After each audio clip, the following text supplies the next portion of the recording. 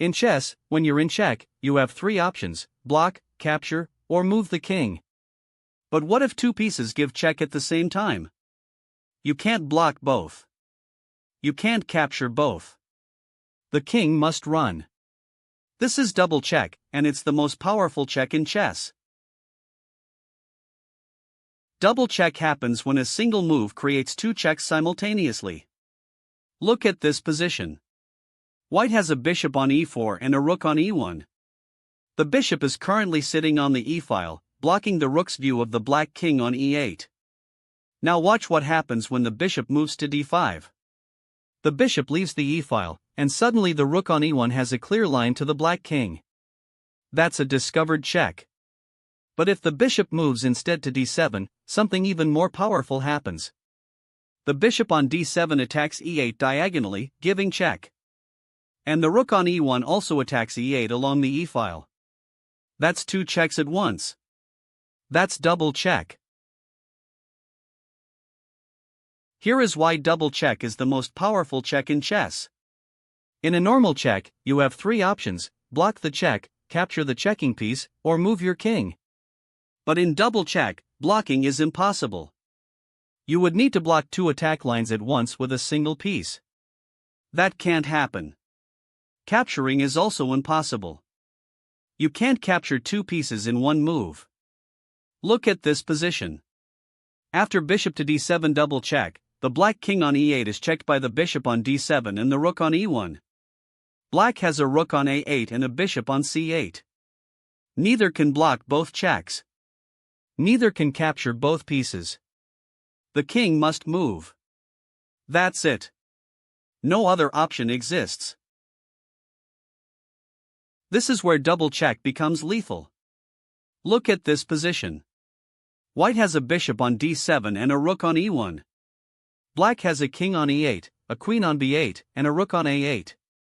White's bishop on d7 checks the king diagonally, and the rook on e1 checks along the e-file. That's double check right now. Black has a queen and a rook, plenty of material to defend normally. In a regular check, the queen could block or capture. But this is double check. The queen can't block two lines at once. It can't capture two pieces at once. The king must move. Where can it go? d8, f8, or f7. The king is forced to run, and wherever it goes, White can continue the attack with the bishop and rook working together. Double check strips away all of Black's defenses and forces the king into increasingly dangerous territory. That's why it's so powerful. The knight is the most common piece to deliver double check, because it attacks squares no other piece can reach. Look at this position. White has a knight on e4 and a rook on e1. The knight is sitting on the e-file, blocking the rook's line to the black king on e8. When the knight moves off the e-file, the rook discovers check. But for double check, the knight must also give check when it lands. Where can the knight go from e4 to check the king on e8? A knight on d6 attacks e8. A knight on f6 attacks e8. So knight to d6 or knight to f6 both deliver double check. The rook checks along the e-file, and the knight checks from its landing square. Two checks at once. The king must flee. This pattern is extremely common in real games. How do you set up a double check? You need two ingredients. First, one of your pieces must be blocking the line between another of your pieces and the enemy king. Second, the blocking piece must be able to move to a square where it also gives check. Look at this position. White has a queen on d1 and a knight on d5.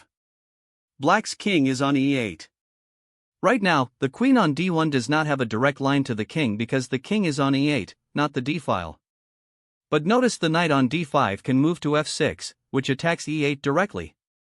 If the queen were instead on the e-file behind the knight, moving the knight to f6 would create double check.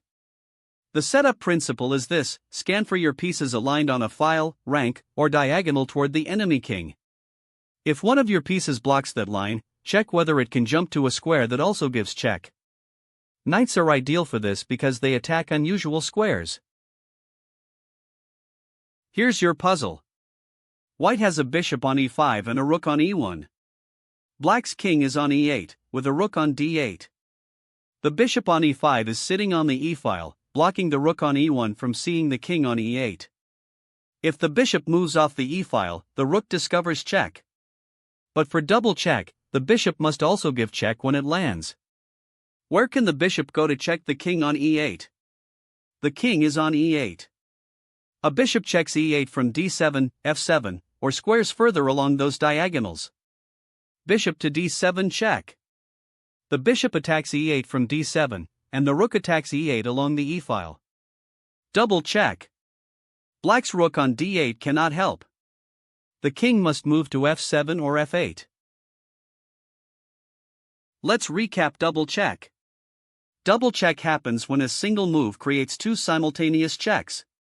One piece moves and gives check, while uncovering another piece that also gives check. The defending side cannot block two attacks at once. They cannot capture two pieces at once. The only legal response is to move the king.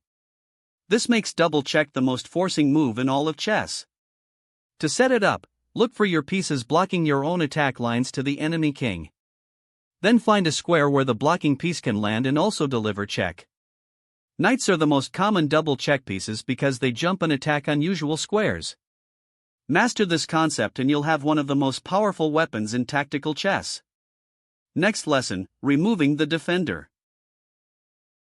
Remember, double check means two pieces give check simultaneously. The only defense is to move the king.